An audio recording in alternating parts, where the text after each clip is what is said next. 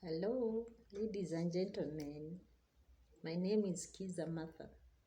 The majority call me Mama Family. Before we get to the details of Mama Family, let us first see what this Kiiza Martha is. Kiiza Martha is a teacher of ordinary children. Kiiza Martha is a teacher of special needs children. Kiiza Martha is a counselor. Kiiza Martha is a psychologist. Kiiza Martha is a human resource manager. I started my career as a teacher of primary school children. I taught them in different schools. The real first thing that showed me the way was when I left college. Immediately, I was given a job in an Italian school. It was a school of special needs children, and it had a variety of disabilities and categories, severities. There are very many. So I was like, how do I handle these ones? We were many, but we were all unskilled. We didn't know how to handle them. We were really challenged. We kept on one by one going to the university for special needs training. When my turn came, I also joined special needs.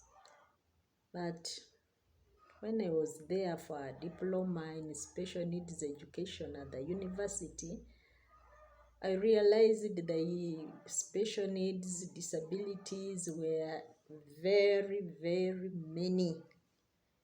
The physically challenged, the mentally challenged, the visually challenged, the dyslexic, the hard of hearing, very many.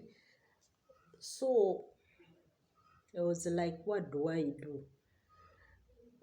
Earlier, before me, people would specialize. But during my lot and the lot behind us, we did all.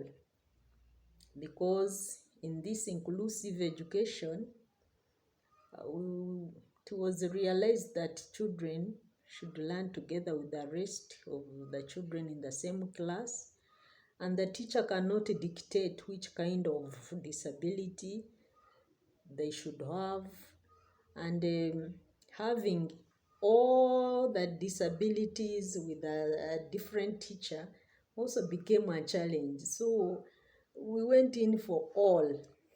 We did it all, but the standards, of course, beat us, because internationally, it should be noted that a teacher of special needs handles 3 children of almost the same severity of impairment, so that they can benefit from education and learning.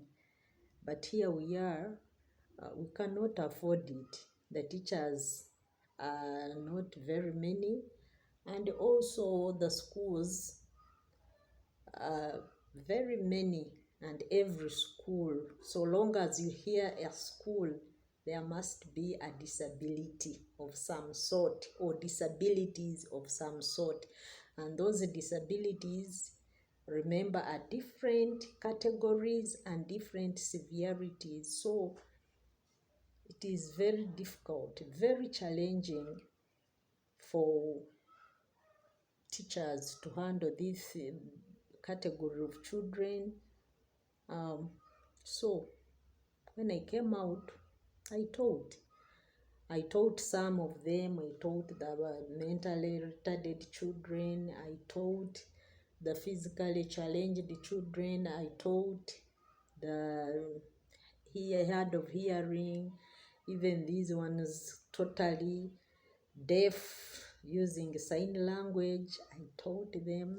Totally blind, I taught them using braille writing. All that I know. But the whole thing that let me went ahead with these special needs and getting into community was when I went to an international school. I was the head of special needs section in that school. I realized in international school the way they handle these children is completely different from ordinary schools. The children are really given care. I looked at it, I was like, ordinary children are really suffering. What do I do? So I talked different parents in that school because it was the culture of the school. Parental involvement in international school is a must. You come to school, you interact with the teachers on a daily basis, you talk about learning, you talk about all other challenges, you talk about even eating habits, you talk about toileting. These things are not done in ordinary schools. So it's so about community and what they think about it, how they think about education for children with special needs. There's a lot of stigma around there. So it was like the problem is not actually the children or their parents, but the community. Let me go to the community and spread the gospel there. But how could I get there? I can't get into a home. I get into every home with the children who have problems.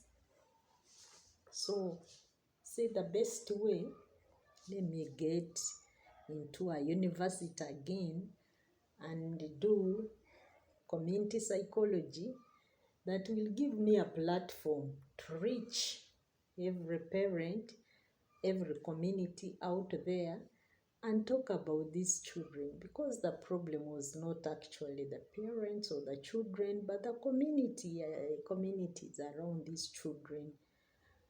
That's why I did a degree, my first degree in community psychology, and that was a Bachelor of Community Psychology. I did it. But when I finished it, I got an opportunity to work with the refugees. I was employed there in a refugee settlement. This time I was happy, I was really into the community. But this time a community of refugees with the different nationalities, the Sudanese, the Congolese, the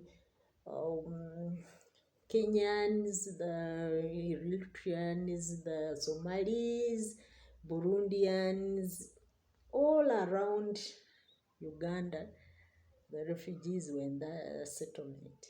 So, with the different homes, with the different backgrounds, with different... At this time, the problem was not about children only, though he was the project officer in charge of education. That one gave me a platform to really talk about families, talk about parents, interact with the parents, interact with the leaders in the districts. That was very interesting. However, my role there was more of management. It was administrative than this child. And my passion was a child. I could sometimes spare time and go there to the communities, see the children, talk with the children, see all these kind of challenges they have. But I could not do it alone. Even time was not there. This formal employment has a lot of, you can't go everywhere, and moreover, you have where to go and not where to go. You have what you are supposed to do and what you are not supposed to do. And funding also. The funding comes with specific activities to fund. You realize that maybe learning materials are not part of it. Maybe modifying the environment is not part of it. Probably information giving in depth is not part of it. So it became another challenge. I realized I was getting the money, but the impact on the child, especially the child with special needs, is not benefiting much from a professional like me. And the host communities also had their own issues. So I didn't do it. I kept all the time with managers, management, meetings, project planning, and development, and all that. And however, I'm a researcher. I kept on doing research, writing a lot. I realized again that the problem, as I thought earlier, is not communities only, but also decision makers, policy makers, lawmakers. Call it your own way. Here we have policies, we have laws, but they are not implemented to help this child of special needs, to help the parents move along. You find it's not done the way it should be. So I was like, what do I do? Where am I driven again? What next? I was like, no, let me go and become a manager. Probably there I will reach this person. I will talk to managers, I will talk to policy makers, I will talk to all these people who are concerned, so that the child is helped or the parent is helped. So that's why I found myself in class again, back into the university, doing my second degree in human resource management. I did it, I finished it, and I was impressed. So I was now, yes, I know what to say, I know what to do, I have it all. Let me look for a policy maker, let me look for the decision maker, and we forge ahead to help the child. But did it happen? No, it didn't happen. I went to a university, I scooped this employment. There I was employed as a human resource director. And when I looked around, my child was lost. My child of special needs, my community of special needs persons. I was there fully in management, employer person, trainer person, supervisor person, write reports about this and that. All human resource functions, right from recruitment to exit management, trainings. There I was. The experience was very interesting. In the university, where there are dons, people who have gone to school, have really done it, professors of different categories, doctors, PhD, doctors of medicine, different people who have gone to school in the university there, and you are just there. Those above you, those within your range, those below you, at the grassroots, all into your hands. It was too much. Truly, I did not look at this child. But because they were students, I kept on this in mind about the child. Doing research, I developed a new thing of how are these people doing it? Why are staff behaving the way they do? Because in psychology, it's all about behavior and why do people do it the way they do. Because of this background of teaching and the background of special needs, the background of psychology, started looking at these people coming from the families and the way they were behaving, the way they were interacting, staff interaction, customer care, way of language, choice of their language, both in writing and also spoken English. I got another kind of big research to look at the family. My thing has been family, because I know a dysfunctional family produces a dysfunctional community, because this is the person you meet on the way.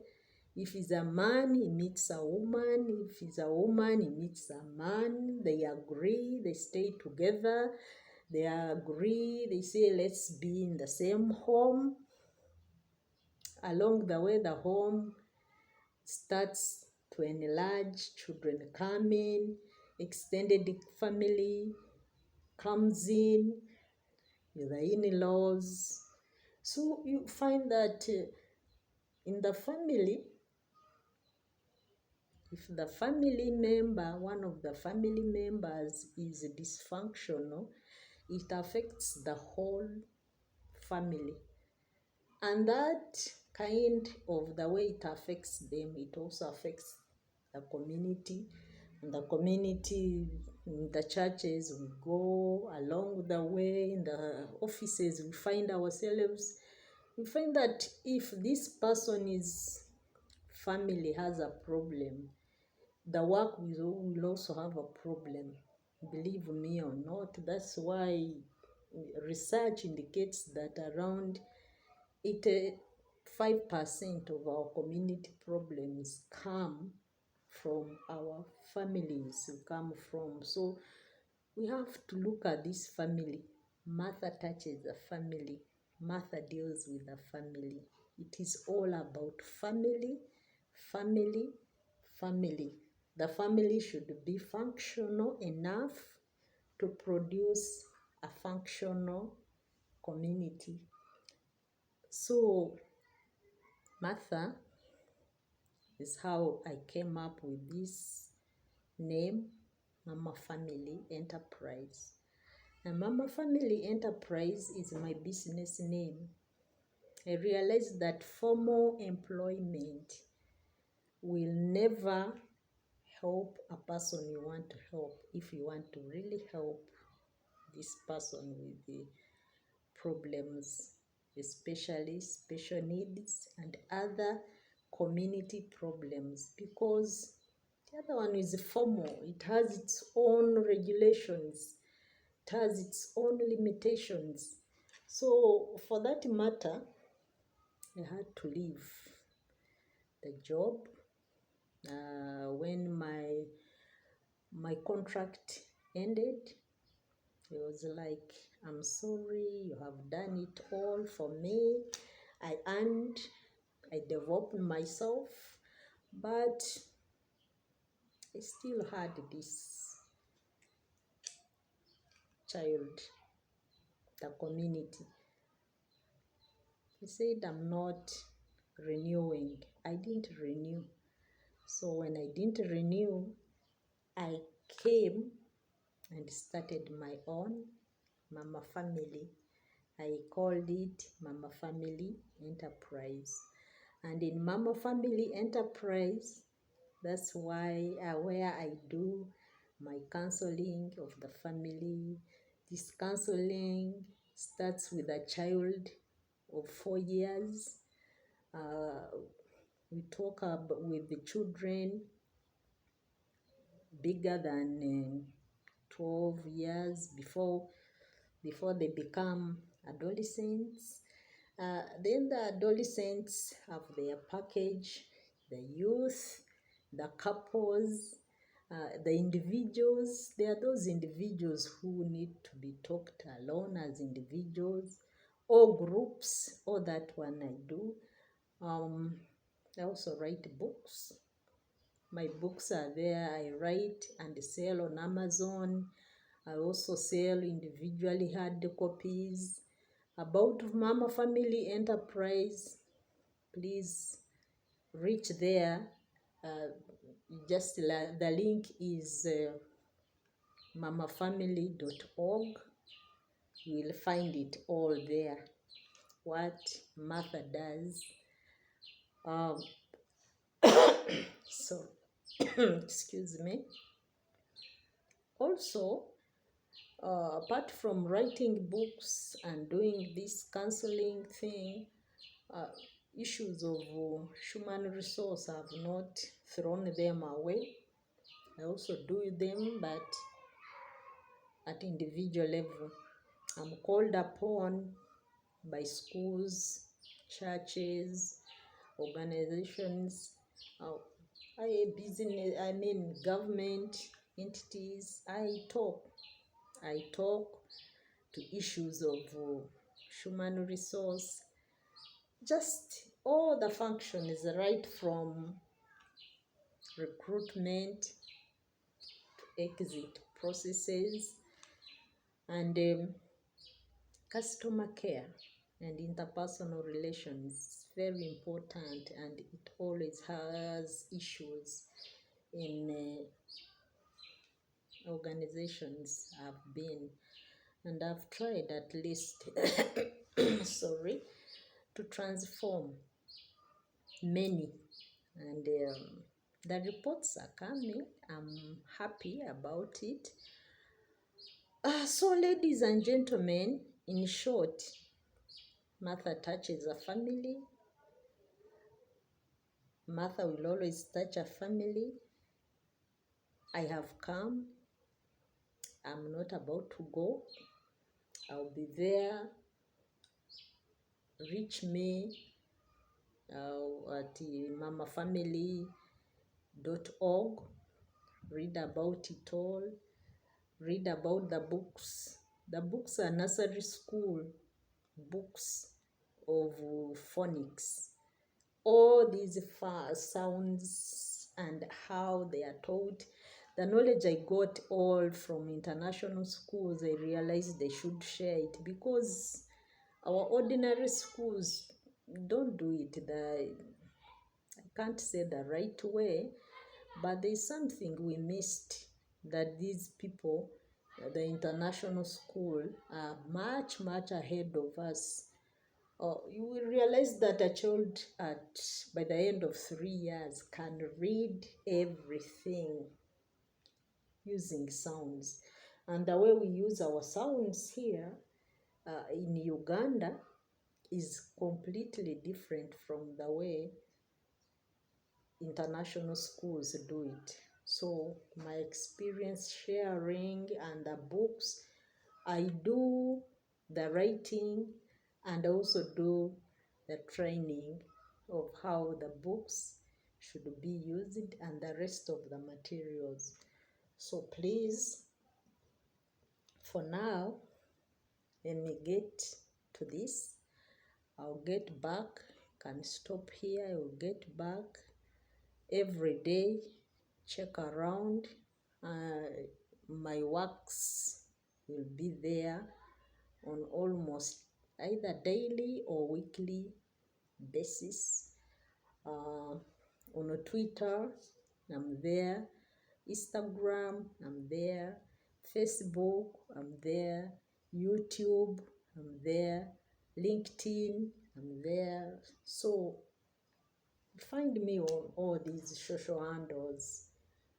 So until next time, thank you very much indeed. Like me, subscribe, and we forge ahead.